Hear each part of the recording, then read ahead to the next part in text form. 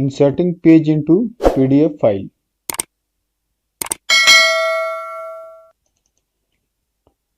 Let's click on the file to open. You can see the file consists of 4 pages. This is the first page. Then for inserting page into PDF file, click on Tool. Click on down arrow of the organized page section. Click on Open. You can see the page has been organized separately.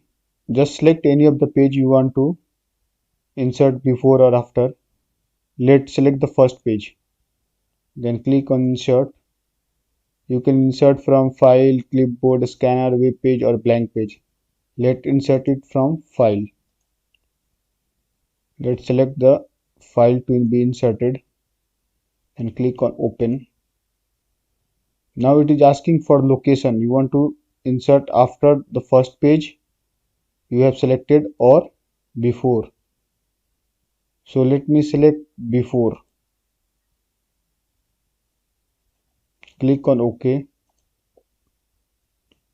You can see a 2 page has been inserted and now the file consists of 6 pages.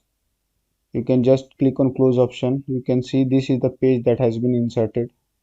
This is the second page. You can see the file consists of 6 pages now. You can save if you wish.